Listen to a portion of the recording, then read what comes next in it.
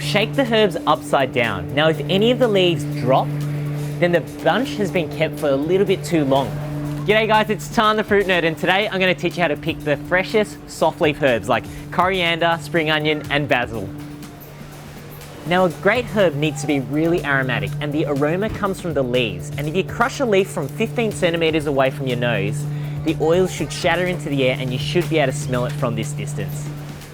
If you're like me and you were taught when you're young to be very thrifty and to buy the bunch of herbs which is the longest and the biggest to get the most value, well, you could be doing yourself a disservice, because the smaller, thinner herbs are actually younger, and younger herbs are more herbaceous and less stringy, and so they've got better texture and fragrance. So how do you pick a good bunch of herbs? Well, shake the herbs upside down. Now if any of the leaves drop, then the bunch has been kept for a little bit too long, because as it ages, the leaves will weaken and so they'll fall off really easily. But if they're holding on really tight, then it's still fresh and really aromatic. Many people store herbs in water, just like here.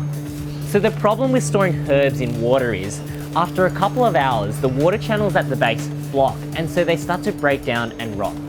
Herbs that still have their roots attached can be stored in water, and that's because the roots absorb water, and so if you actually put a spring onion in a glass of water, well, not only will keep the spring onion alive, but the spring onion will continue to grow.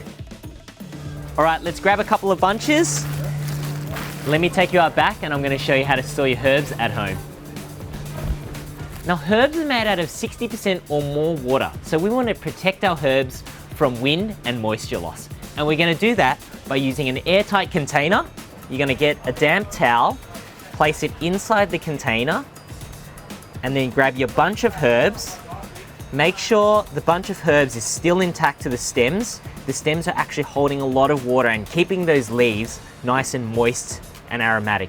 So you grab your bunch of herbs, place it inside the damp towel, fold the damp towel, and you're creating a humid environment for that herb to thrive and stay fresh, and close it up, and voila. So soft leaf herbs like coriander, mint, dill, parsley and chives need to go in the fridge because they thrive in cooler temperatures between 1 to 5 degrees. But whatever you do, don't put basil in the fridge, because basil is a warm temperature herb and it can't stand the cold. By putting it in the fridge, it'll shock it and burn the leaves. If you know it's going to take you a long time to finish your bunch of herbs, well, here's a tip for you. Grab an ice cube tray, grab your herbs, use only the leaves and place them into the ice cubes, and whether you're going to cook with it or use it in a different sense, like for a gin and tonic or whatnot, fill it with either water or olive oil and freeze it, and whenever you need to, just take each cube and use it as needed.